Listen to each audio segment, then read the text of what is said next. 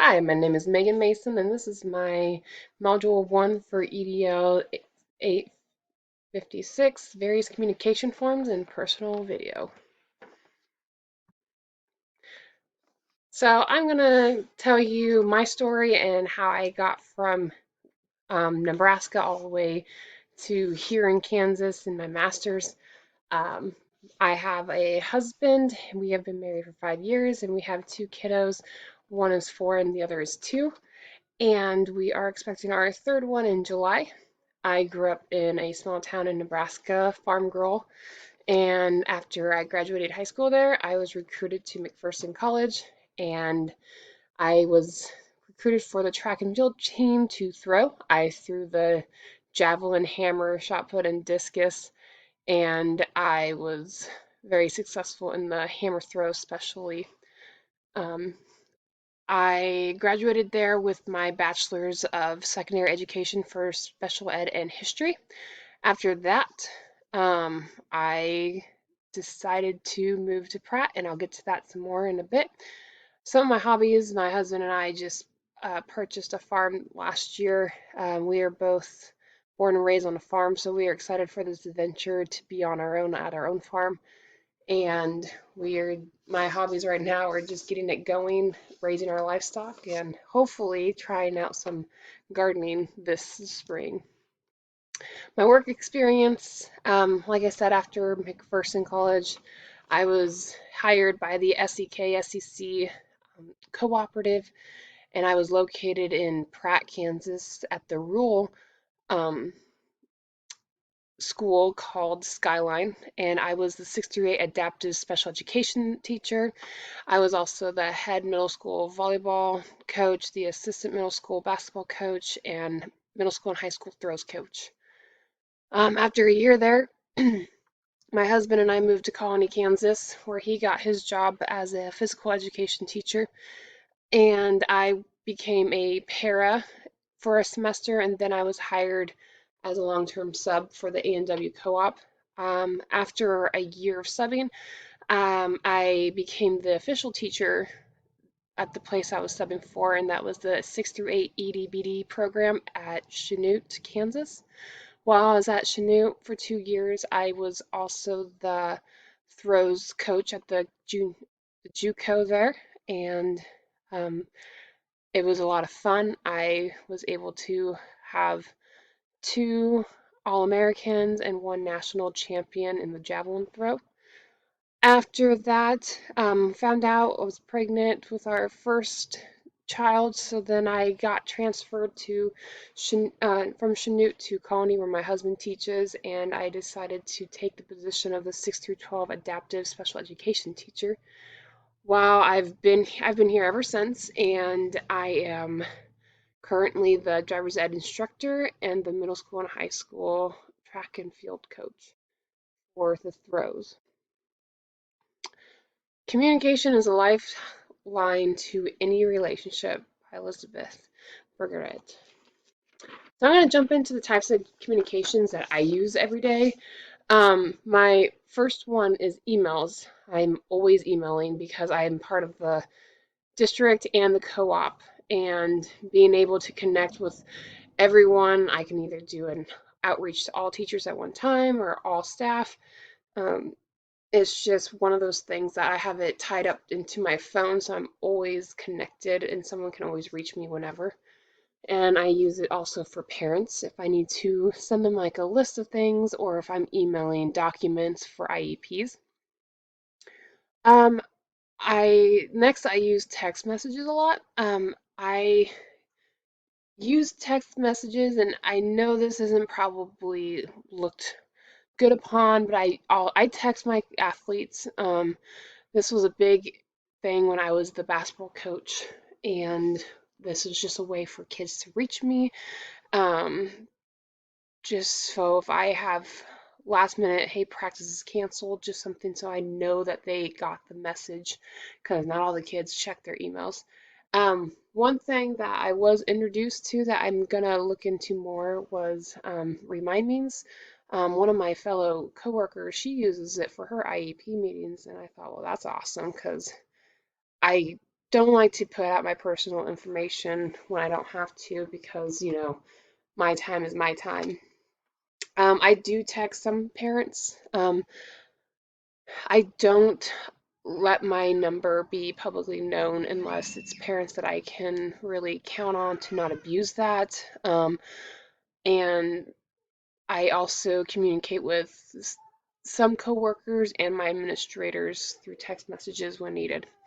I also use our district's phone all the time to call home to parents for setting up meetings. Maybe it's a note going home. So I'm always using the phone system. Number four is Snapchat. My middle school and high school teachers, mind you, we are a small community, so we do double duty. We have our own Snapchat group that we stay communicated with each other through. Um, and it's been very nice because it's a different way to communicate, not going through the emails, not having each other's personal phone numbers, but it's just one way we can talk to each other. Number five would be a Facebook Messenger. Some parents do reach out to me via Facebook Messenger if I'm not in school, if they have questions. I try not to add parents as friends, so that's one way they can kind of go around that. And then number six, we do have Facebook message or pages for our different clubs and activity groups. So, like for instance, if I wanted to get a hold of FBLA kiddos, I could contact their sponsor and she could put it on their Facebook page. We also have a school website, and I use this more for when I'm trying to reach out future driver ed students or FCA kiddos. I'm the FCA sponsor, and so to reach out those middle school parents. Making yourself unforgettable. Going over the articles we were given made me really think about how to make myself unforgettable. Forgetting the norm of hello, I'm Megan, I'm an educator. I know I kind of did that in a way, but it's kind of hard to try to figure out how to change it when you're used to doing it so long. Figuring out what you want to be known for. Do I want to be known for just being from Nebraska? I know that's one big thing. A lot of people, it sticks out to them, like, where were you raised? I'm like, oh, Nebraska, and then they're always like, oh, you're the Husker girl. So that's one way people kind of remember me around here. Um, some other ways: make sure you hold your eye contact, firm handshake, and be welcoming. Be genuine. Don't look like you're fake. And people are drawn by your stories, not facts. And I understand that completely. I am personally not a very good storyteller when it comes to myself. I like to just not be the highlight of things. When you use sensory information as much as possible, that gets people to relate to you. And telling people why you do what you do instead of what you do. Um, we as educators, that is something that may come easy because we can just say, well, we love to work with kids. We're not here for the pay. So I dived into our district policies, and there's quite a bit on it. So I posted it on here, but I'll kind of just highlight each section. So the staff use of communication devices. So this is making sure that you're just using things appropriately. And if you violate the district policies and procedures, that you could be subjected to discipline or a termination of your job, or you might have your devices taken away from you. And it also states that one of the biggest things is we are to supervise our students. If we're busy on communication devices and we're not supervising, that becomes a problem. This portion of the policy talks about using it again, making sure you're using it when it doesn't interfere with classroom instruction, and also uses in the vehicle. Strictly says make sure you're operating the vehicle under the laws and that you are also supervising once again the students and making sure that they are safe. So no texting and driving, no answering the phone calls as you're driving. This portion talks about um,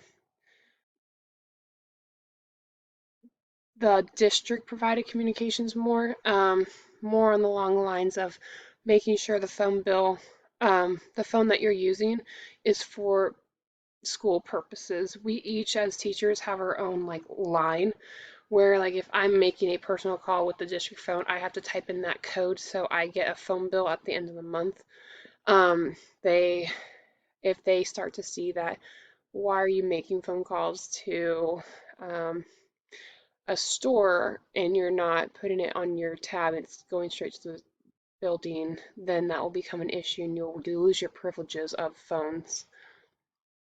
And then also making sure that you're making them safe and that no students can get a hold of your intel.